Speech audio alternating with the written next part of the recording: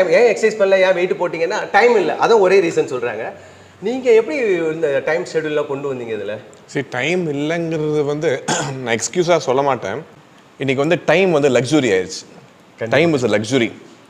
So அந்த luxury வந்து இல்லை, but that cannot be an excuse. Time இருந்தாலும் இல்லாவிட்டாலும் நம்ம உடம்பை வந்து நம்ம தான் பார்த்துக்கணும், யாரும் பார்த்துக்க முடியாது. கண்டிப்பாக கண்டிப்பாக. டைம்ங்கிறது வந்து நம்ம உருவாக்குறது தான். நம்ம டைமை எப்படியாவது ஸ்குவீஸன் பண்ணி கொஞ்சம் அட்லீஸ்ட் ஒரு 4 days a week நம்ம உடம்புக்கு நம்ம வந்து 1 மணி நேரம் கூட கொடுக்க முடியலன்னா அது நம்மளோட தவறாயிடும். ஸோ அந்த அடிப்படையில் இப்போ நீங்கள் வந்து 4 பேருக்கு நல்லது பண்ண நினச்சிங்கன்னா கூட நம்ம நல்லா இருந்தால் நம்ம 4 பேர் நல்லது பண்ண முடியும்.